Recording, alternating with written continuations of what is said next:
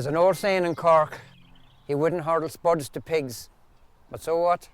I'm from Donegal, a football county.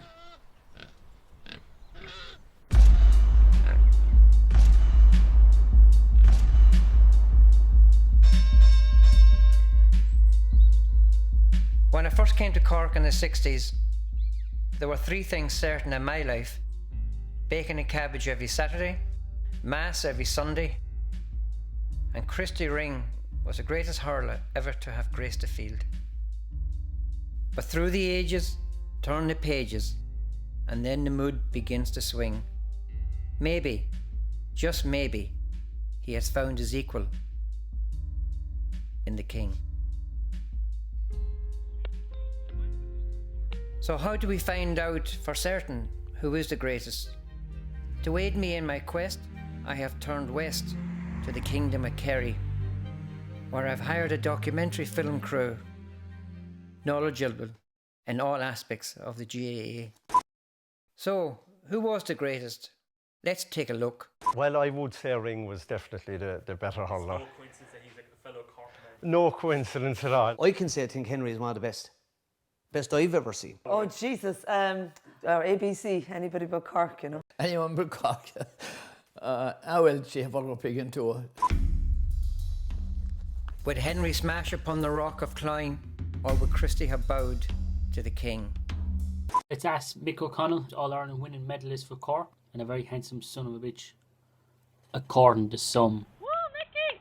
There's always a debate about, you know, who was the greatest hurler that ever lived. In my eyes, it was Henry Shefflin, no questions. But, you know, I suppose different, you know, eras of obviously different great players. And Christy Ring was definitely the greatest player of his era. That's my girlfriend, by the way. So, Henry, great hurler, but would he be as good without his teammates? As I said, if you meet anyone in my generation now, they tell you like that. They never saw anything like Christy. I played once against Christy Ring. You know, and he had a pair of arms like the shafts of a boat. And I think that's why he was, you know, the people loved him so much, because he was a true warrior. He was brilliant. Henry and Christy played in very different times. But what would happen if they were both young in the modern era? Oh, God, no. I couldn't. I can't. You know, the game has developed so much that the game has got, like, it'll never happen. Maybe at the gates in heaven, maybe, you know, Shefflin and Christy Ring might play a game, but who knows? Maybe for the high ball, Shefflin might be better for the high ball, all right. But once Christy get the ball, like he used to get it into his chest, and you'd have to make a foul him to get it off him. Donegal, best football county. But they both shared the same thing that made them truly special: a warrior's heart since the day they were born. In 1937, the Copboy team was being picked, and the Middleton man that was representing Middleton, he stood up and he said, "What happened? Why isn't Christy Ring on the team?" And they said, "Well, look, we're after picking the team now, and that's it." And he said, "You'll regret this yet." And they regretted it, all right, because he became the greatest player of all times. Like when Henry was finished college, I think he was going to America to friends. And he got the call at the right time to come to a training session. If he hadn't got the call that day, he could have been his ticket booked and said, "No, I'm going to my friends in America." And what happens then? Hurling has changed dramatically over the years. In the early days, you had to be tough. Play away, no foul.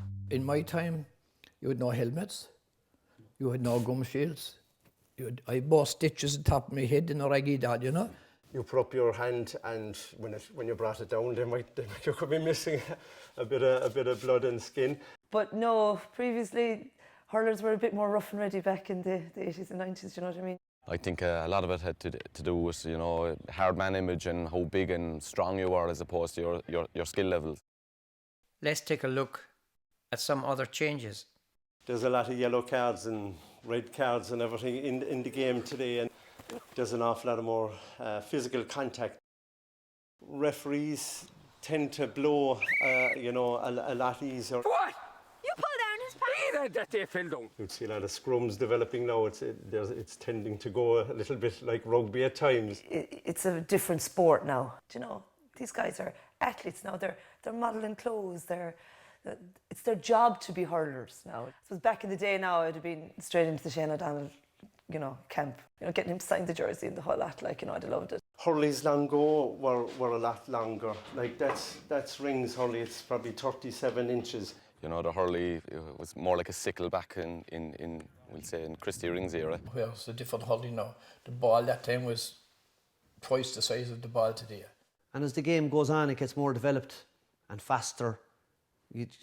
Every decade will have its heroes. Hurling, it goes in cycles, really. We're just going simulating penalty taking with a slitter that was used 40 years ago.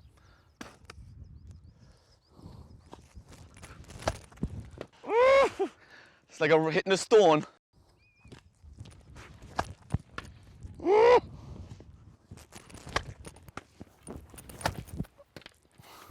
Jesus Christ.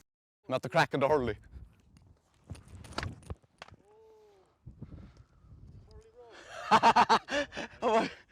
So we've just simulated taking 5 penalties using a slitter that was used some 40 years ago. As you can see, what it's done to the hurley just proves, I suppose, the type of ball they used to play back in the day. But, it was a tougher game long ago, so Christy Ring thrived in that environment. We're just going to simulate now taking frees again, just like we did with the penalties, with a slitter that was used some 40 years ago versus the new modern day slitter.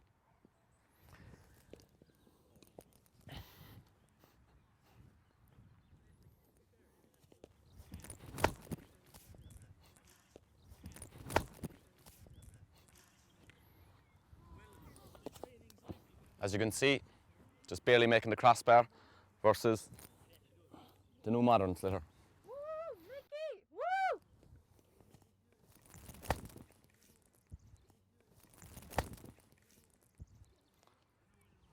Woo! And what about the actual sport of hurling? Let's ask our various contributors what they think of this very unique game. Football is better. It's the greatest sporting event you can ever go to, really. Fastest field game in the world, and you'd have to agree with it. And it's the people going to the Munster final, going to the Ireland final, people passing in the cars with flags and they're blowing the horns, and the atmosphere is electric. I've been to rugby and soccer and Olympic Games and stuff, but nothing for me will beat Cork and Tipperary in the Munster final.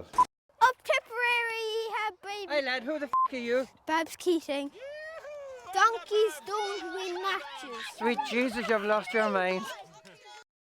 And yet in all this talk of who is the greatest player, we never did actually ask which is the greatest county.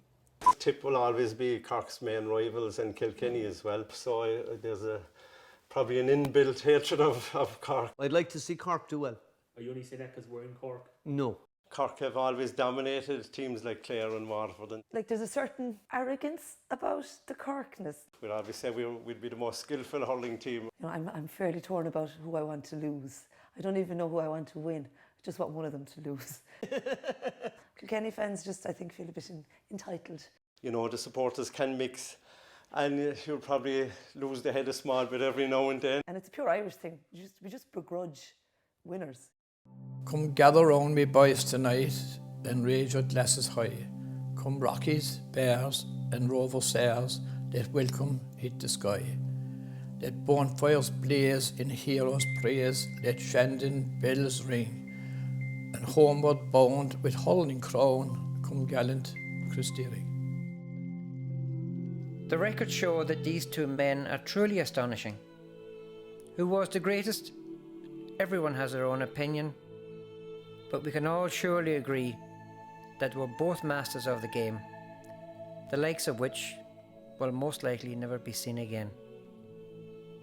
So that's it, folks. I'd like to thank you on behalf of myself and John O'Donnell, our proud Donegal man. Best football county. One last thing, support your local hurling team. Goodbye now.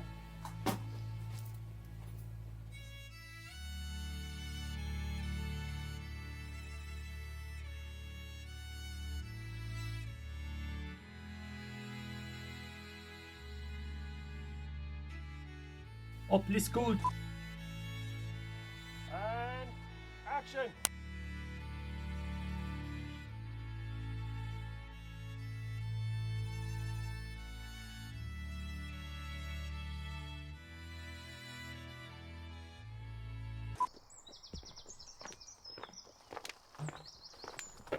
Liam, are you home? Christy, we have